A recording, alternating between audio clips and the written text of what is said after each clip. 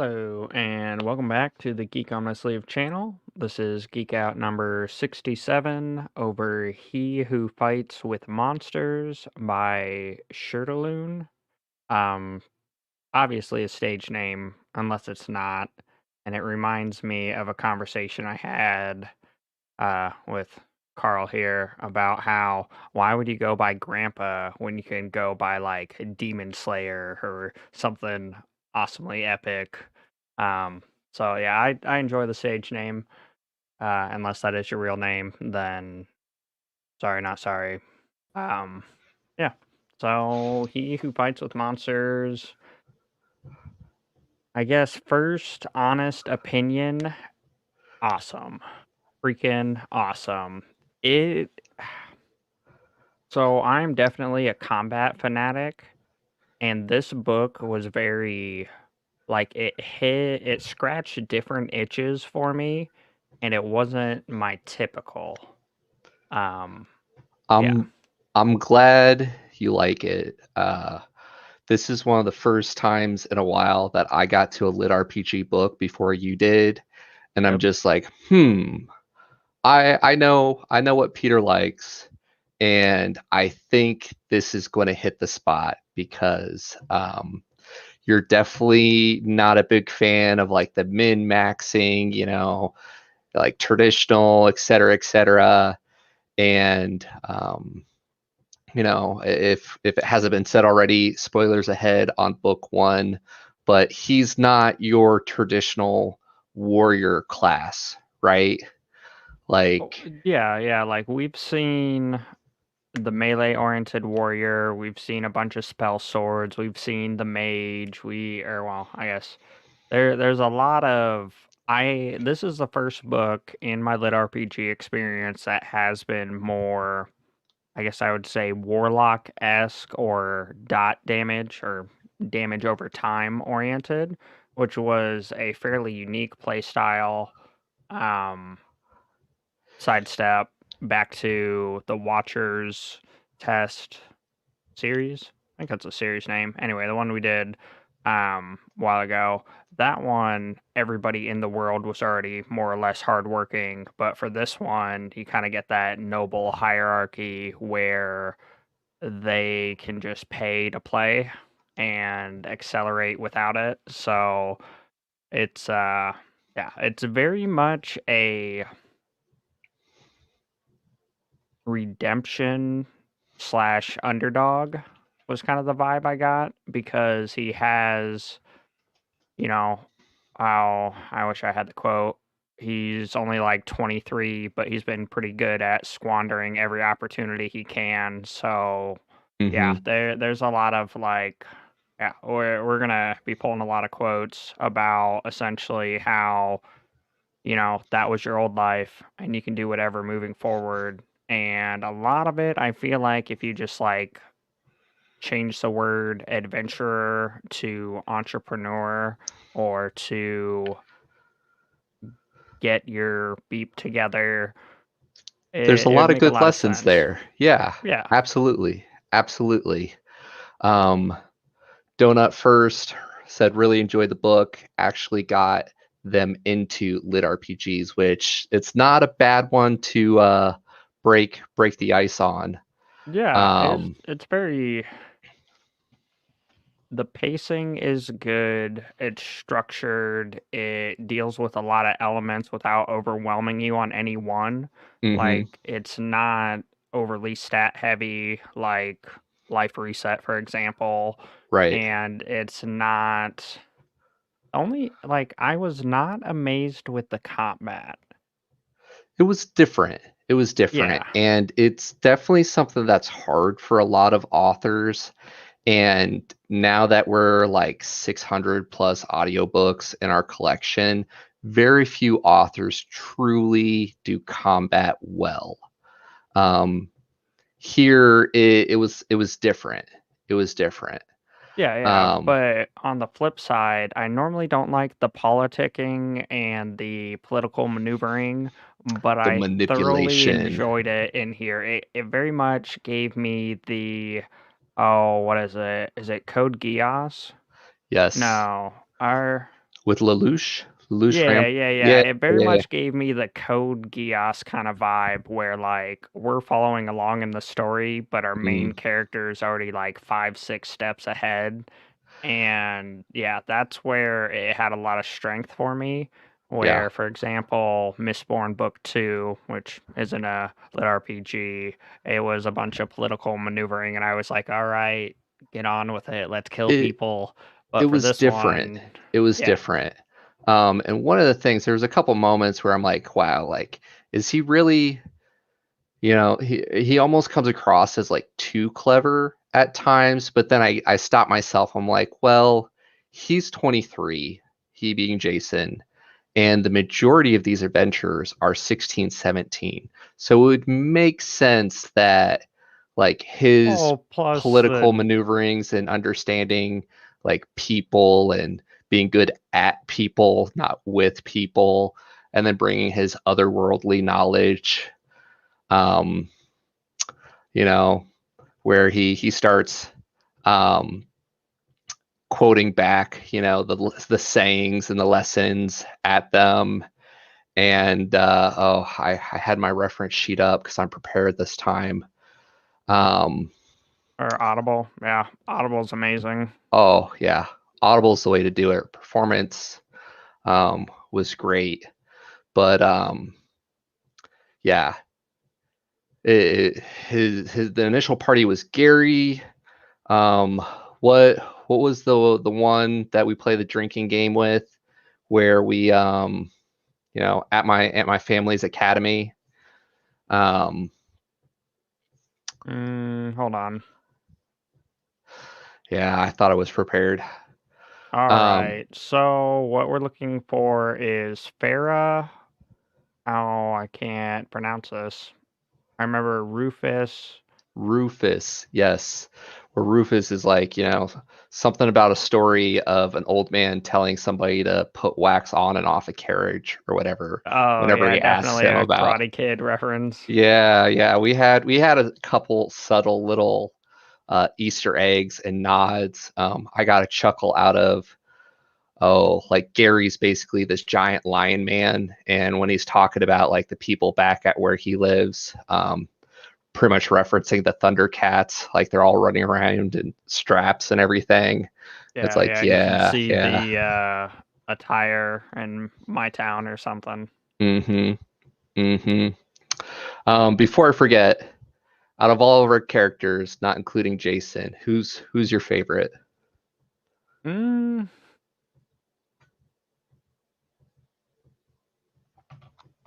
I'm so bad with names. You could describe I them. am excited for the potential of the character at the end that gets captured Oh because there is yeah, so much more potential storyline wise.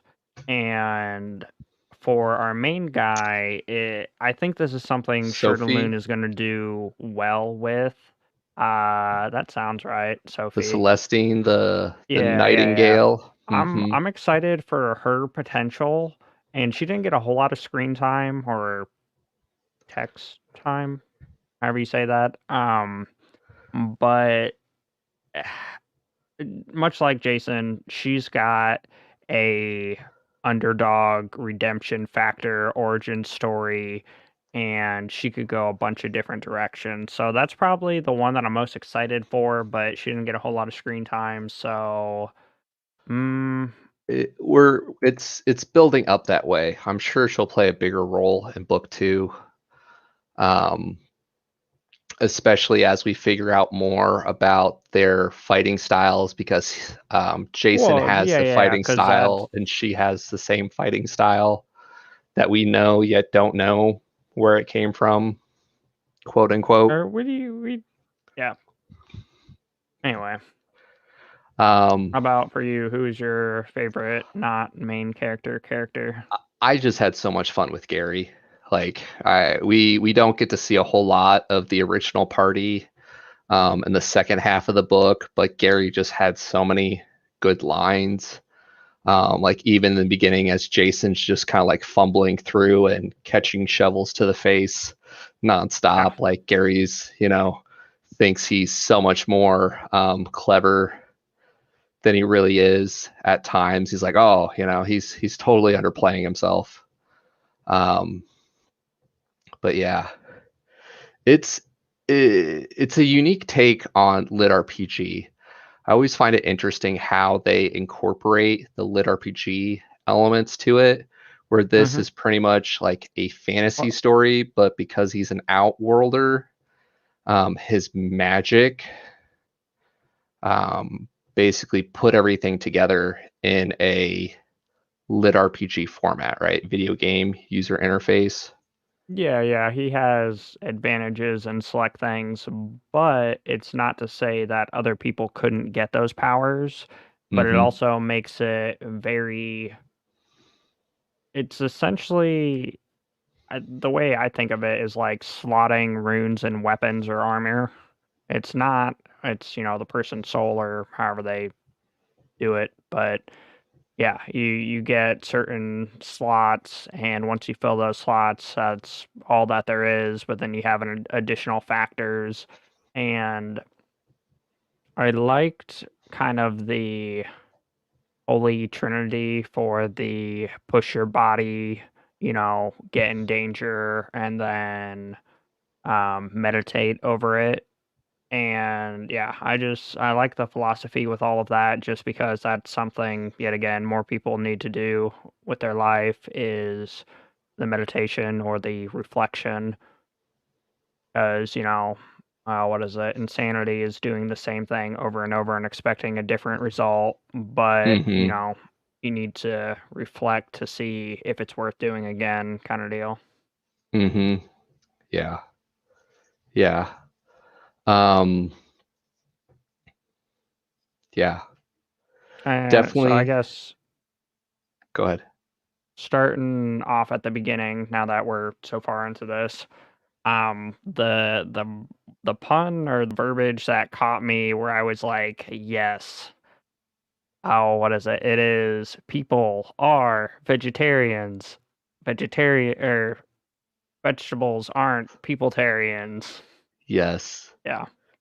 Yes. That was Definitely. the one that hooked me. There's definitely a lot of good quotes. And Shirtaloon does a good job at like leaving the chapter off on like a high note or a laugh to where you're like, oh man, I just want to keep going. I definitely found myself listening to the audiobook longer than I should at times just because I was having so much fun right there. Um, but yeah, it's interesting. I enjoy how we kind of get thrown into the thick of it at the beginning with the blood cult, um, and just like everything that goes on there. It's always interesting to see how the author kind of like introduces concepts to them. So by Jason being an outworlder and kind of coming to terms with Rufus and the whole gang early on, we're able to get the explanation of a lot of the mechanics and how everything works out. Um, and yeah, the quest system where he gets that T-shirt, you know, transported to another dimension or whatever with all these epic powers, and all I got was this lousy T-shirt. Yeah, the Um, university spoof. mm-hmm, mm-hmm. Um, but yeah, he does a good job. And at first, the first time I was going through, I'm like, okay, so like, is Jason just going to get to piggyback on this epic party and become the fourth player? But it's like a handful of chapters in after they get settled. Um, they don't. Like he helps train him, but he very much has to go out on his own and stand out on his own, um, Yeah, and be that's the. something Go ahead. I really enjoyed about this book is he had kind of like a mentor thing going on, and now he's just you see the way he reacts to the nobles versus how he acts to the everyman versus how he Mm-hmm. acts towards people helping other people, and he becomes a likable slash unlikable guy in certain scenarios, and it it's not a town builder, but he's getting, to become one of the family kind of deal with the whole town setup. Right, right. And I'm curious to see what kind of team he builds up. Currently, he's got, oh, I'm sorry for the names, uh, the dragon guy who right. Hump, he's kind of, oh yeah, Geller, yeah, yeah, yeah. And then we've got the Clive. adventure magical society guy Yeah, Clive who apparently Standish. grew up on a eel farm, which was, interesting. I Um, I thought that was pretty funny when he tried to call him out. He's like, when did you ever wrestle an eel? He's like, well, it's grew like, up on an eel oh, farm. yeah, like good on you. Good on you, mate. And then Um, I feel like our final two are, well, is it a 5-man or a 6-man uh, party standee? Or well, it they all really varies because don't you've got have a solo. standard Yeah, it's quest party based. size, right? Like it's Yeah, because they all want the traditional setup where there's like a tank, a DPS, and a healer. But like Rufus and the gang early on, they just have a loner healer for this mission yeah. through the Church of Purity. And I really enjoy I the comedic relief there as, Jason's like, yeah, yeah, yeah, gets yeah his poking little her jabs buttons. in. Mm-hmm. Mm-hmm. And I enjoyed the mechanic of the health potions and of the coins. That Yeah, was weirdly unique. Normally, everyone's just like spamming the health potion hotkey, so to yeah, speak, yeah. and it becomes toxic after a while. And then you get the dynamic of the lower grade ones, Mm-hmm. toxicity lasting less, as well as, yeah, it adds a very unique dynamic. But as we can see, we've got multiple different ways to heal. One thing I haven't seen a lit RPG do well is lifesteal or Mm-hmm. leech seed, however you want to say it. This is kind of a leech seed type deal because once he He's gets so many stacks, he can pull them back, pull off the. Which yeah, that, oh yeah. man, that was like a Peter, great training montage. are are are you the guy with the evil powers? Yeah. And man, that fight scene in the Mirage Chamber was phenomenal. That was With the probably my Gellers? favorite fight scene out of everything. Yeah, yeah. When he just kind of let loose. Yep. Um, it's one of those overarching, underarching questions, and to be curious to get people's feedback on this as well, whether it's live or later. But like early on, they talk about how the essences that they get change them, and they make a Hmm. good argument for the ones like with the death one, vampires, and kind of like changes who they are. And that's kind of how we open this book. And they're like, oh no, no, no, Rufus, like that's only extreme cases, but um Jason ends up getting blood dark sin, which turns around and gives him the doom essence, right? And then we get to see him kind of like embrace, his evil villain type persona in the Mirage Chamber. And yeah, he goes through the justification of it Well, with and that's where Humphrey, but he also I is like, the first time he lets loose on his adventuring thing, he's like, man, like I liked it, like just embraced all the crazy wildness as he cuts through the dogmen or whatever. and that's where you get certain powers based off of those, but everybody uses them differently. And that's Mm-hmm. where, for the beginning of the book, we're kind of feeling out our powers, getting more. For the middle of the book, we feel like we've kind of got a rhythm. And then when he takes, I guess it's still pretty early, when he takes the adventure exam, then Mm-hmm. he realizes, oh, I've been hamstringing myself, only using my, ninja powers or whatever as one item, and then using my mage and magical powers as a separate thing, and then only Right. by combining them, as well as we get to see the struggle with Hump and how he essentially he's got dragon-esque powers, Mm-hmm. but he doesn't have a dragon-esque persona. So we get to see the Mirage Chamber first little scene where he's got to, become decisive and quicker to react. And it's taking, instead of like the aggressive elements of a dragon we think of, it's Mm-hmm. taking the, I guess, more honorable or heroic elements of Careful, it. optimal path. Yeah, yeah. And then it really drives it home at the end when we get that whole deja vu moment where you fight like me, when our main guy Jason uses the fighting style to leave little openings, and Mm-hmm. that's how he's gonna make you make a mistake by faking you out, and then the other Yeah. one uses it more as like a overwhelming fluidity thing and switching Mm-hmm. between them. So it does a good way kind of walking us through getting new powers, figuring them out, and then, finally making them our own because of how everything goes. Yeah. Quote here, "What were you thinking?" He was thinking, Gary said, that if you don't want to be a pawn of fate, you need the strength to kick fate square in the beans, Yes. which Yes. kind of mashes up with getting more power, and that was the whole Seize the beginning power. of the arc of beginning of the book when he's unlocking his different powers. Yeah. Well, you started to talk a little bit about it at the beginning of the stream, and I was thinking the same thing as I was going through and re-listening to it again, that like, yeah, Jason has a whole fresh start and is really trying to capitalize on it. Um, but you really don't need to get sucked to another dimension to turn around, wake up one day naked in a hedge mage and say like, I'm going to seize the day and, collect all the power and make it my own, right? Like, Well, yeah, and that's probably why more people need to read and why I enjoy reading so much.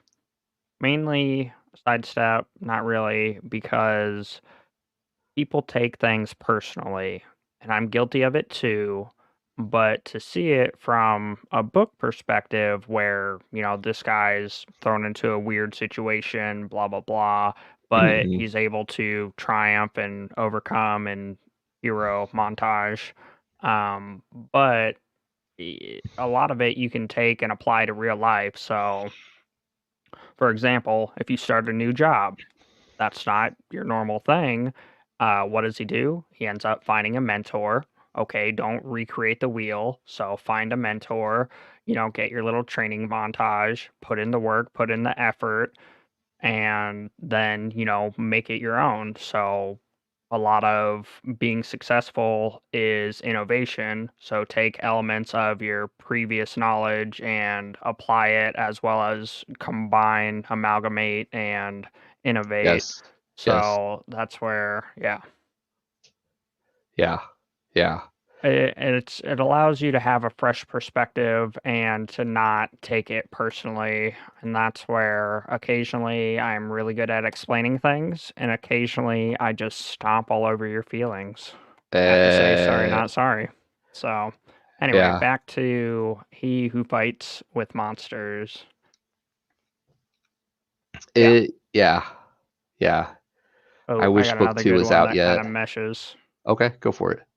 My grandfather said the great adventurers are the ones who turn luck into fortune, and adventures don't come much greater than him.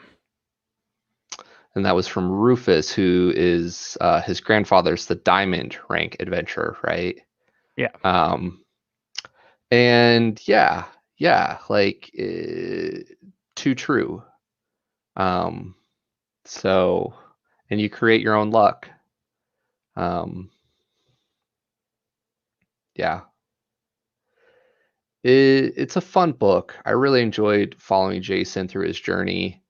Um, you know, yeah, he seems like he's on top of it, yet, with his sarcastic Well, banter. but not always. And that was another like character growth and character development really was phenomenal for me because he starts off and he's brutally honest. He's like, I have no clue what I'm doing.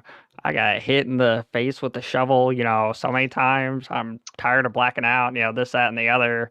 Yeah. And then he hits his strive or whatever. I guess another good example. He's taking a tour of the town and the waterfall shuts off, and now he's fighting a monster with this random or Mm-hmm. this pug. Mm-hmm. And, he's like, nope, I have no idea what I'm doing. But then we see him catch his stride in the Mirage Chamber versus the Gellers, and Mm-hmm. yeah, we see him start bringing his. I guess I don't want to say Indiana Jones. I want to say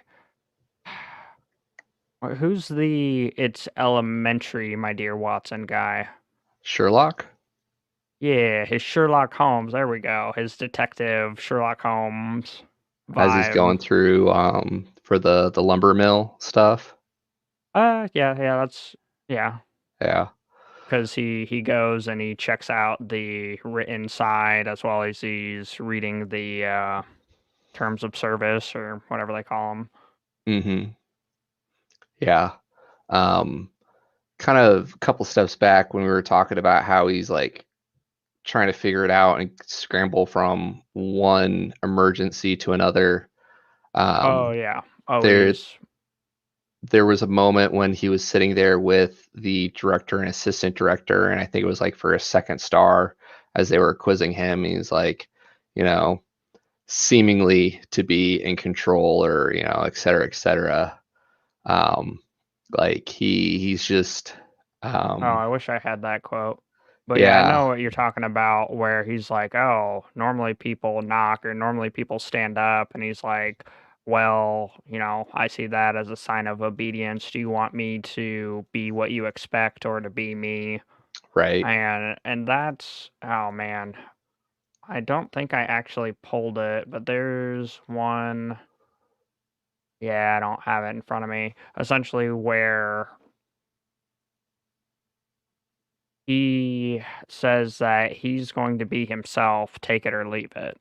And that's one of those like, yes, other people's opinions are things and they do matter in select situations, but there's just something freeing and, Mm-hmm. progressive about being able to mentalize them. Oh, I couldn't Mm-hmm. say that word. And that way you can take it with a grain of salt, understand where they're coming from, and, jive or thrive with your own, you know, Yeah. you Yeah. you have to.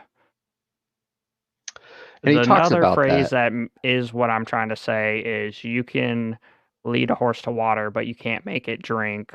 So you've got to want it. And it doesn't matter if someone else has led you there. If you don't want it, then it's not going to work for you. Mm-hmm. Mm-hmm. Yeah. Um, I got a chuckle out of that when Rufus's father was telling him that with the Geller matriarch about, if you found out, it's because she wanted you to, Yeah. like if you're drinking, it's because she wants you to, leading you there, so on and so forth. Um, but yeah, there's just so much about this book that's a lot of fun, really well done. Highly recommend it to anybody watching if you haven't checked it out. As Donut first said, like it's a great way to check out the lit RPG genre. Um, very easy to get into, ease into. The stats aren't super heavy. We pretty much follow Jason as the main character, and the cast slowly grows. Um, and then yeah, it's really just so interesting to see how he owns his second life, right? And the choices he makes there.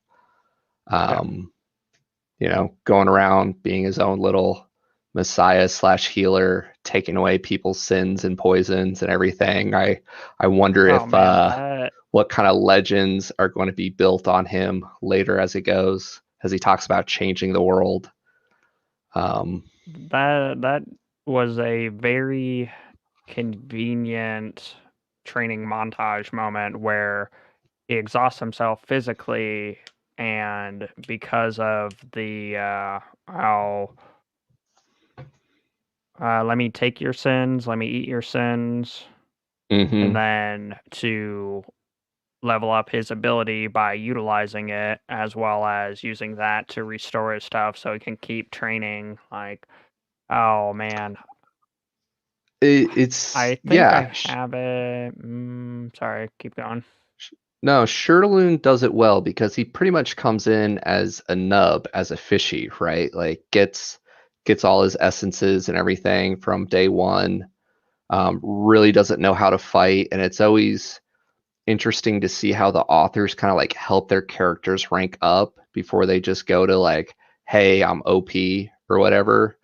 Um, but I feel he does it well because like he has to go off. We see him spend time on his own. He does get the focus training from Gary and Rufus and the gang to help him get there. But once he becomes an adventurer, he's kind of out on his own, and he still keeps grinding, right? Like for me, it's just yeah, he gets pretty epic towards the end of the book, but he Well, we has got to his see other him other develop in yeah, every way possible. We got to see yeah. him develop or confidence in him and his abilities. We got to see him develop in how to utilize his magic with his martial prowess. We got to see Mhm. him, make the martial arts style his own. We got to Mhm. see him, at the beginning he was fairly, blunt and asinine, and I would love to see. I wish the only Eat thing his I was a little foot. disappointed in is we know he's using a translation ability, Mhm. and the only little snippet we get of it is his coin because it says like mate on it, and he Yeah, uses mate quite often because he's from Australia or right. whatever. And when the guy is looking at the counterfeit coin, it says like friend instead of mate, which is essentially the same thing, but Counterfeit. on It's not really counterfeit, or but yeah, but that yeah. was the scene. Yeah, yeah. So yeah, we get to see him grow and develop and It know, doesn't just happen overnight though, right? Like we do get some minor time hops in there. Like as he's adventuring, and you do get to see like he we do get to see some of the jobs that he goes on, but we also mhm. get several hops where it's like, oh, you finished a dozen here. Oh, you finished a dozen there. So like he's progressing and fine tuning, and over the chapters we see him kind of like rank up his gear and go from just loose cloth armor to his like Jedi robes from Bert. Oh man, I Yeah, enjoyed the Birds too. I It I very got a much kick out gave of the me Berts. a Miss Jenny Pokemon vibe, I think, Yes. or I guess Yes. or Nurse Jenny, and then is it what's the oh man, what's the officer? Is it Jenny again? No. No, it's Any Jenny and Joy. Joe, okay, yeah, they're both J's. Anyway, it very much gave me that vibe. So yeah, yeah, that was nice. Except for most of them, I guess technically all of them are salespeople. No, not really. Mm, Okay, it had more no, variety to it. yeah, you had two working in The like armor for the cloth and the leather, and then you and then you had had the two fruit for the fruit, vendor, and then you had the fruit vendor on the different spot, but then you Bert had the the bookie. thief. Yeah, Yeah, Bert well, the I bookie. kinda could have classified that as a sales because like you turn in, hey, it's complete, and he says, thank you for your That's service, true. here's your money. But yeah, anyway, I thought it may or may not have been a nod to, Nurse Jenny, There um, definitely were plenty or of Nurse geek Joy. Wow. Easter eggs. I think it's Nurse Joy, Officer Jenny. Yeah, there we Um, go. you're going to get all the Pokemon diehards coming out here and correcting you on I your geek knowledge. yeah, yeah. It's been a minute. Yeah. Um, yeah, I enjoy how we get to see him rank up. And it's believable for me as we start to get later on into the combat, and his combat style um, makes sense because he's not a head-on fighter, right? So like he really focuses on getting good at what he's good at. The shadow teleportation, Oh all man, those that cloak. elements. Colin is like slowly becoming overpowered, and the revelation that he might eventually become an apocalypse monster as he ranks up. Well, I Um, also appreciate that they didn't end up with, oh man, I'm gonna butcher it. I want to say telepath, but that doesn't make sense. Mind speech. There, because like mm, the land, another good lit RPG, is familiar. They have the ability to communicate mind to mind, right, right. where he goes through the whole like left, right, up, down, and he's like Mm-hmm. slowly training him, for circle or mount, or he does all the stuff at the end for the Yeah, commands. And yeah. so, you know, eh, familiars typically are pretty simplistic, but the fact that this one has a chance to be an apocalypse monster, and Oh, the the level of potential. communications, and yeah, Him and his evil powers. Mwahaha. And how he has all the different attention of the gods and everything. Um, I yeah, kind and of it's got a a little chuckle out of complex, and Dominion and everything, where he's like asking around for him, and how like he practically wets himself when he finds out when he gets back after he went to like Jory's alchemy shop, and he's like, "What? Like I got gods asking for me by name." And when he's and in then he there, I think he's also, getting his like third star, and the knowledge god pops in and you know exerts her yeah, and then presence the or other one aura. I thought was funny is about the gravity and the fact that they have two moons. Yes, So this is the second yes. book that I've read where there's two, but the other book, Watcher's Test series, they do two suns, Mm-hmm. where he who Mm-hmm. fights with monsters does two moons, and he's trying to explain this is as a gold ranker with the boat of clouds is appearing. He's trying Mm-hmm. to explain to his, oh man, I can't remember the name, mage partner Clive, that what's up? Clives, Standish. Yeah, Yeah, that the moons dictate the tides, and Clyde is kind of like, no, it's some magical phenomenon, and we got to do all this extra. And the knowledge person's like, no, you can't do that, and you can't explain that to him. I don't know what a naughty Santa or a flirty Santa Claus is, but my goddess is definitely not one. Yeah, Does yeah, she yeah, have yeah, a factory in the north run by elves where they make toys? Wait, what? I mean, yeah. elves are a thing. Yeah, Well, and yeah. I also, I is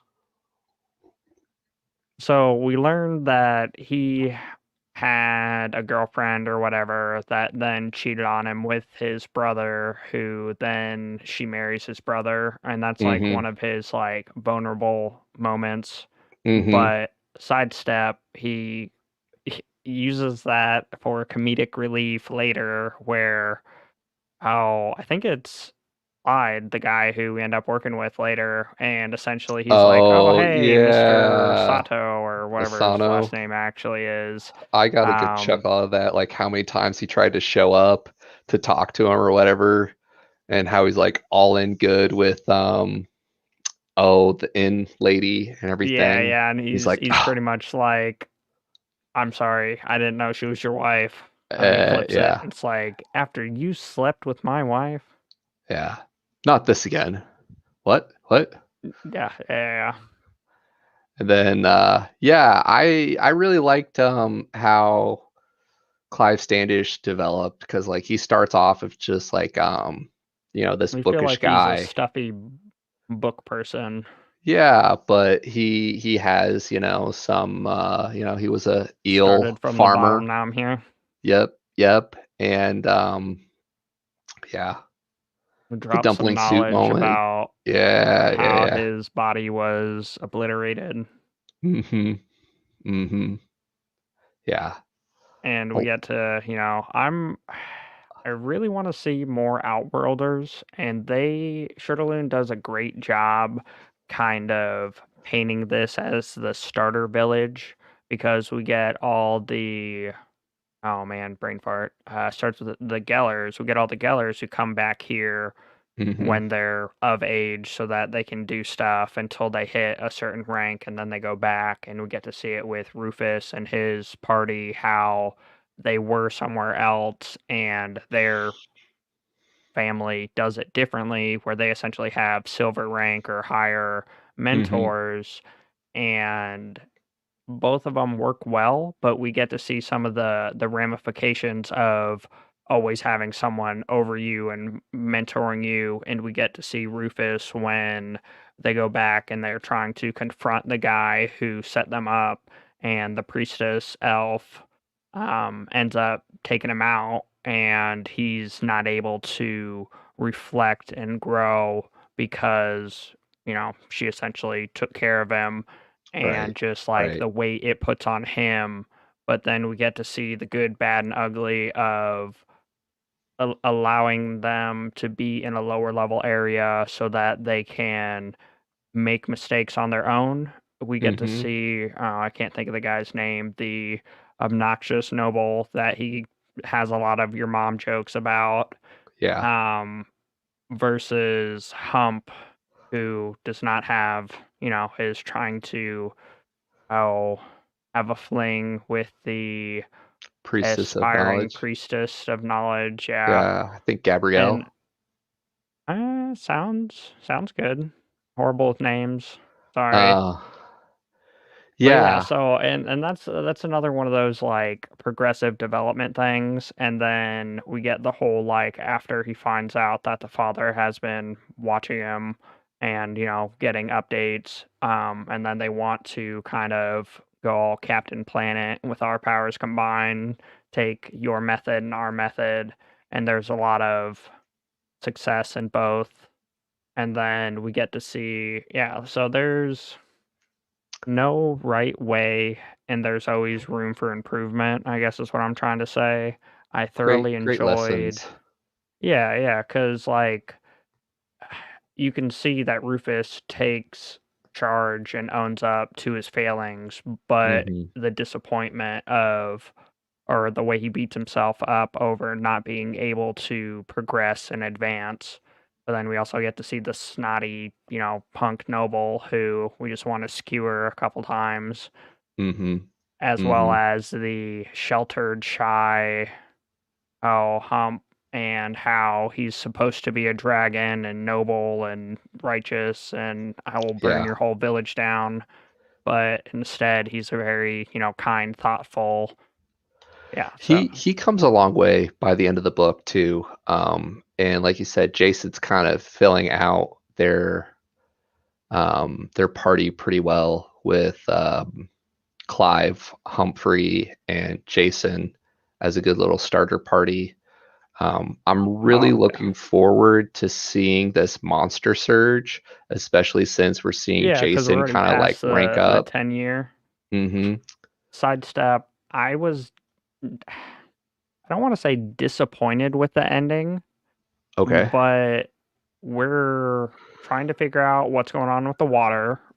Beautifully done. It was something we had towards the beginning with the Hmm. waterfall, and we know stuff is amiss, Or and we the get a little astral bit. spaces, right? Yeah, Not so yeah, much we just the get a little water. bit Yeah. of the astral spaces, and it's like that was my big, like, "Wait a minute, what? Didn't we talk about this? I'm pretty sure there are other elements here" moments because we had the waterfall, and then Hmm. we had the, you died, you didn't die, your body died, but your soul reincarnated and gave you all these outworlder powers, and Hmm. then we got the big, political maneuvering with the, big 3 daughter, I'm trying to be a redemption story, just kidding, it's all for me, I'm gonna do whatever I can, montage, and Hmm. then while we're in the astral space, that was another good combat scene, we got to see some of the heavy hitters go toe to toe with some of them, Yeah. Yeah. Oh man, it pulled at our heartstrings for losing a member of Rufus's original party, as well as like the versatility of his abilities for his looting. Mm. Um, Mm-hmm. yeah, and the fact that I that raised the question of how would they do it otherwise? Because she's literally the pack mule for their whole team, more or Right. less. Right. And if that was another situation, or I, Well, I they had a guess our main guys. summoning, or not a summoning, but there was a ritual that they could get it out, Oh, which okay. is So how it was they more did it just anyway. expediency He due to his didn't use his ability, loot ability because it'd be or viewed he as did. disrespect. No, he used a ritual Oh for it. yeah, yeah, because the salt. Yeah, and Mm-hmm. he was Mm-hmm. getting emotional. Okay, Yeah. okay. So never mind that. Yeah, that answers that. But We've anyway, talked so about we're it. in the midst of it. We have this epic combat stream, and then we pretty much get our main guy who we're like, oh, yeah, it's about to go down. And then Goldie over here is like, you're just going to get in the way. And you're like, okay, I guess I'm not at that level. Makes a lot of sense. But then we have the emotional turmoil, and we just peace out for Nowheresville, back where our origin started, and I Mm-hmm. typically dislike those kind of things where it's like epic fight scene about to climax in the end for the beginning, and then it's like, well, let me tell you how I got here 3 months earlier, which is not what it was doing, but we were about to get to where we began and where we end, and it was just a literary device to reminisce and talk about the good, the bad, the ugly for, someone passing. And Mm-hmm. then we don't even get there because, our mind powers for our party powers manifest and we talk to other people and we get ported back.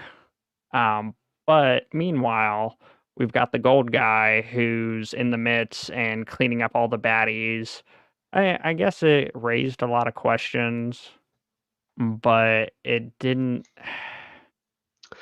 I We was got disappointed our alchemy guy and Jason were literally like, "What can I do to help?" Started on healing people up and getting everything figured out just for the noble guy to throw a fit, just for the gold guy to straighten everything back out, and then we peace out. I don't know. I felt like could have done more. always, always. Um, yeah. First and foremost, I respect an author that's not afraid to kill off main characters. Yep. So props there. We did get a tease of the potential for combat, getting to see kind of like what went down, as well as like some of the magic and stuff we don't know from the area. Like we're kind of getting some hints with this ruins. But yeah, like the people they went up against, we found out through our gold ranker that it wasn't their power; it was somebody else's power getting manifested through them, Yeah, when he and all tries the to potential put the there. collar on him. Mm-hmm. Mm-hmm. Um, Well, and that's what was weird because the astral space, it essentially we understand, or well, so sidestep, our body blows up or no longer exists in our main guy because we cannot exist in a magic realm astral space with physical bodies. dumpling We soup. go through to the astral space to turn on the faucet for our water. Not really, but really. Um, like, So the way that was they there a explained it in the portal dumpling soup analogy is that I with think a the unstable astrals. portal? No, I think like the astral soup, like you have the dumpling, and then there's like the fat or whatever that congeals around the dumpling is the astral space where people can exist in it, and then like the soup portion in between the dumplings, like the dumplings the world, and Hmm. then the magic in the astral space is the congealant around it, and then the Is soup space why? part. the soup part is the only magic can exist in between it. So like Okay. physical stuff can exist in the congealant, I guess, when he was making the dumpling soup analogy. But the reason why Jason's physical body had to cease to exist was that the physical body couldn't go from dumpling to dumpling. But you can Yeah. be Okay. Okay. physical That in adds the up. dumpling in the world and the congealant around said dumpling. Well, as well as I guess it also makes a lot of sense because we get to see from Rufus and his gang where there are stronger people out there, and we're still only in the noob zone. Yes, So yes, a lot of potential, and yes. it oh man, like I love our town. I enjoy the dynamics, but we've now hit age of maturity, and we're sending Ash off with his first Pokemon off into the Uh, world kind of vibe because we've got our captive, not captive, who is definitely going to fill one of our slots in our party. mhm. Uh, you're welcome. She's going to become exponentially better because we're going to deck her out with essences. Or, well, no, okay. So, sorry, She could sidestep. definitely complement Jason's abilities there. Oh yeah, they're gonna be Jackson level. Yeah. Um, Which for those of you Jackson? who don't know Jackson, from Completionist Chronicles, Okay, that he's Jackson. essentially a chiropractor on steroids. So he's Uh, a agility off tank where he just moves super freaky fast, contorting in weird, odd positions to adjust. dodge and yeah. So with air mobility and I'm everything, that's going to be intense. I'm But we've super got to pumped stick for book around 6. because we have Rufus who's starting up his nub club with the Mirage Chamber Geller Lady stuff. Yeah, yeah. And we have this event that only Iron Rank can go to, which is supposed to be very lucrative. And then that's going to be our glimpse into higher, better powers that apparently gold rankers want. Uh uh Diamond, Golden Diamond, cuz the Or, gold yeah, rank yeah, yeah, the guy gold is guy doing works for the jobs for diamond diamonds. guys, Yep, but the yep, gold guy is the one who's going to yep. make it lucrative for the iron guys. Yeah, it A the lot of book for potential. me did a good job wrapping things up and kind of like tying up the story arcs in book 1, yet there's enough foreshadowing and teasing there of more to come in later books, right? Like we have Oh yeah. Rufus's Pappy like encouraging him to move on after this big event that we have to put out an open contract to bring people over. We know that these adventurers over here are less than average in their capabilities. So like that just means once we get to other areas, we'll get to see some We're real going to be the ones. new underdog again, Yeah, yeah. as well as figuring out our fighting styles with our team dynamics. And all the gods Because, that come into play.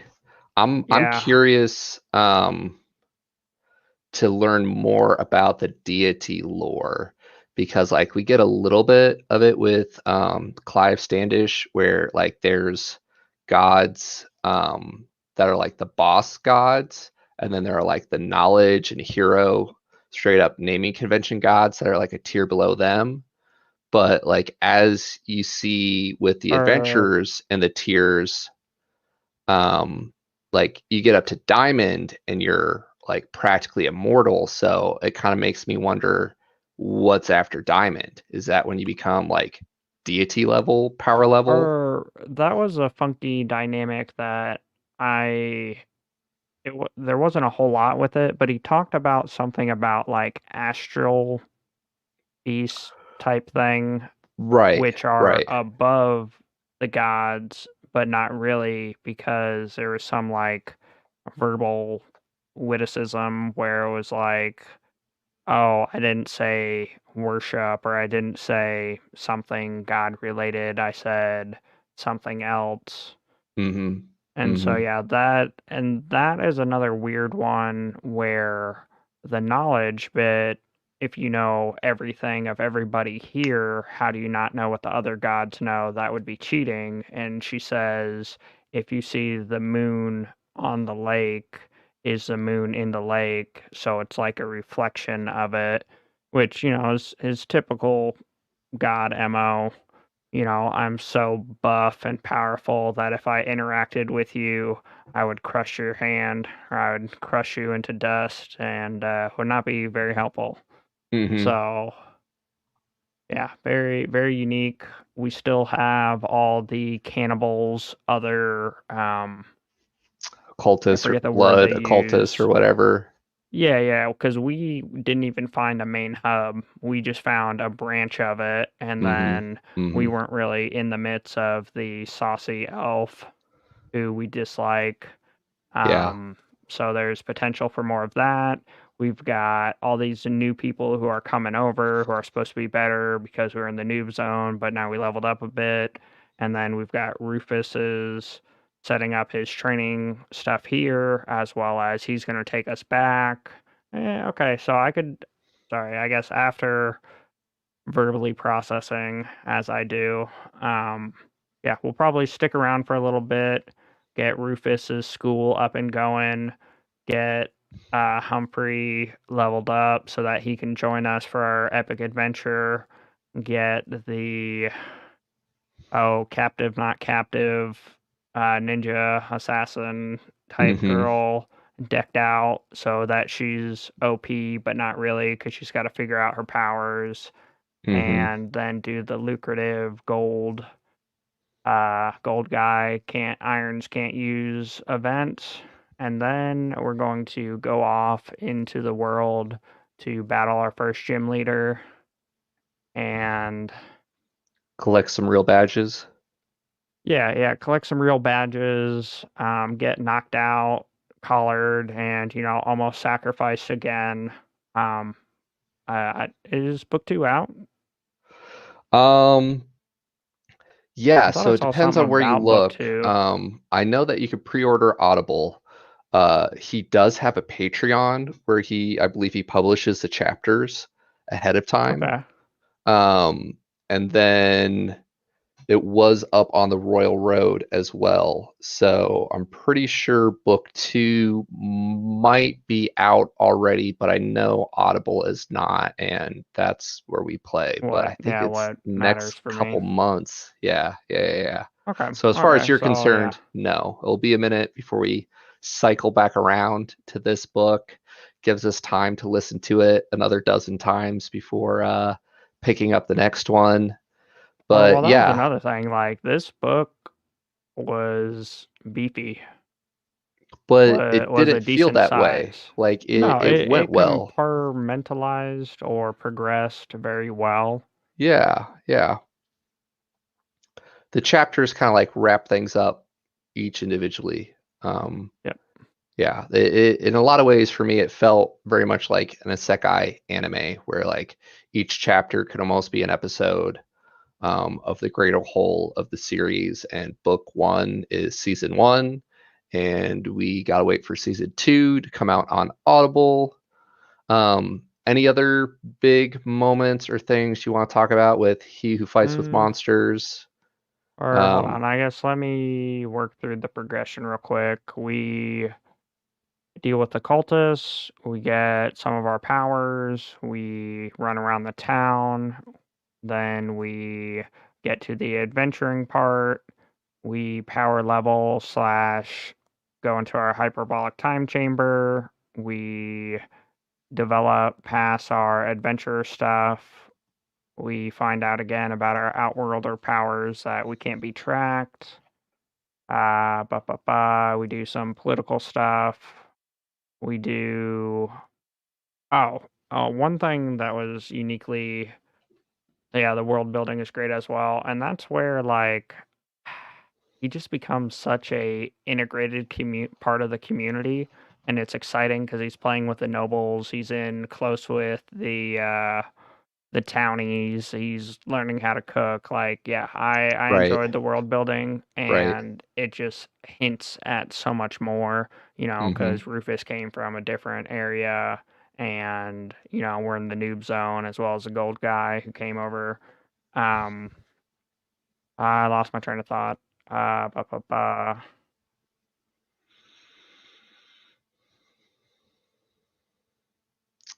Time chamber ranked up, had some larger scale fights, character growth for Jason, where he realizes that letting his mouth run away from him isn't always the best at times.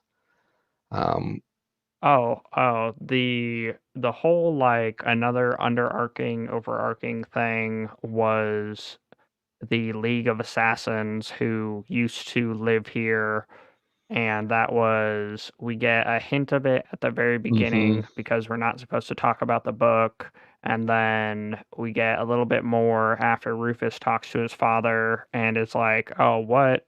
My brother's not coming by. Okay, well, he loses, he misses out. I'm gonna give the book to this other guy. Oh, we can't Right. talk about it. And then we Right. find the ruins That's where with you the draw the line. mage.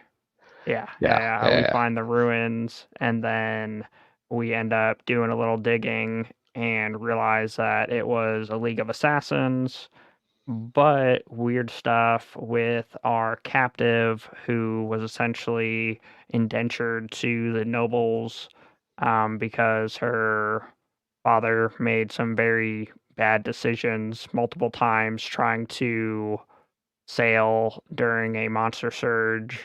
Mm-hmm. Um, what was it? She appeared twice in the town on a dinghy. Mm-hmm. Yeah, and Yeah. more debt. So like that's the assassin element is something I would love to know more about. And Oh, that's what yeah. they've been doing because everybody knows they were a thing, Mm-hmm. but our captive at the end does the same fighting style, but she's from a different location and came over this way. And I'm assuming the father found the books, taught it to the daughter, yada yada. Or he's part of the assassins. Yeah, but it's one of those like I can't think of the word Stonehenge type deals where or pyramids or whatever. Like I love the comic relief of is that a weird thing to find at a bottom of a hole that we dug in the middle of nowhere? It's like the bricks. And then I love the little Mm. montage where he's like, because I'm an adventurer, I've got this, that, the other thing. Yeah, yeah, Hump, yeah. you're not just a tool. You're a complete tool. Yeah. A complete tool that's holding a hammer. Good stuff, good stuff. Well, yeah. As always, Oh, very hard. Oh, go ahead. last final thing that I meant to say at the beginning. So weirdly unique. Typically in isekais or lit RPGs, there's no chance of going home. So the fact that we have the opportunity from day one was interesting, and I'm Mm-hmm. curious to see how it plays out. Mm-hmm. I feel like we have a very loose general knowledge of the astral space, and I also feel that it's kind of like sidestep sci-fi. You just need a spaceship and or a submarine if it is in fact dumpling soup. Um, but yeah, I know the world's a big place, but these weird amalgamations that are building tech to siphon off our water magic to do whatever with, as well as they are voodoo dolls of people inside people with armor grafted onto them with random essence abilities that have been taken over and can explode on command or, take the cyanide pill. Um, Meanwhile, we've got five of our nobles who are in tight with the town, which isn't Townie Yeah. McTown face. Uh, That that they're so much there. So much good there. book. Thoroughly enjoyed it. Yes. Yeah. Yes. I'm glad. Yeah. Congrats, Shirtaloon, on the awesome launch and amazing book. Eagerly awaiting book 2.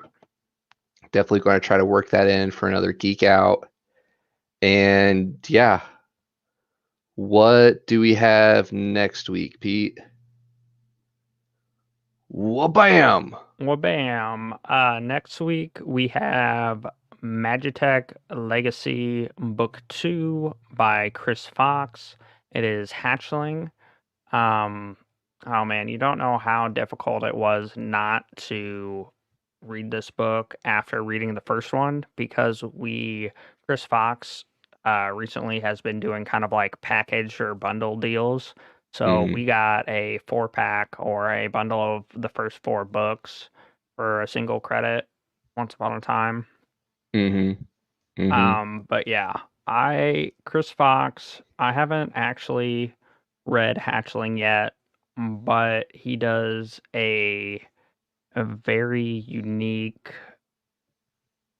magic sci-fi bow chicka bow bow world. Um, Thoroughly enjoyed his first one. A lot of potential. My only qualm is he doesn't flesh out the character look as well as I would like. Mm. But as far as his world building and, you know, this isn't even my final form. Absolutely, yeah. Thoroughly enjoyed the first book. This is going to be the next one on the list. Sunday, 5 p.m. EST/EDT.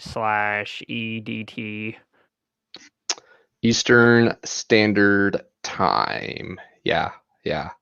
He's probably one of my favorite new authors that we discovered in 2020. He also has some solid writing advice on his channel if you want to go check that out. But I'm really excited to get back into this series. You guys have um, a week to pick up book 1 and 2. Join us for the live stream there. Yeah, yeah, really looking forward to reading more of his stuff. So Does Shirtaloon have any additional books, or is this his first big one? I was just thinking about that too. I mean, he writes under the pen name Shirtaloon. I think this is his only one published under said pen name.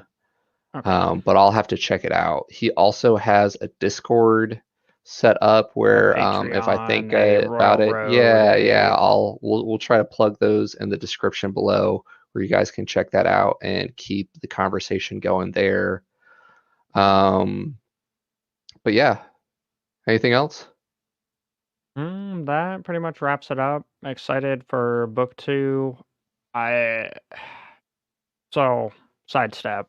Between Shirtaloon and Chris Fox, they both create amazing worlds, and I've thoroughly enjoyed the first book of both series.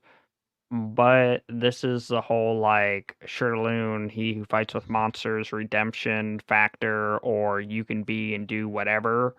Chris Fox has a very scientific, clinical, exacting method of writing, and he does a couple writing stuff, and it's yeah, he breaks it down and he talks about the theory behind it as well as just like mindset and blah versus Mm-hmm. Shirtaloon is taking the opposite or a different approach of peer review and Royal Road and more shooting from the hip and fleshing out. So it's very unique to see the different structures and yeah, it's encouraging and want to write more. Yeah. Yeah, yeah. Not enough hours in the day to get all the writing and reading done and listening that we want to. But if you want to join us on that journey, next week, 5 p.m. Eastern Standard Time. Chris Fox. Hatchling. Yep. Yeah. Bye.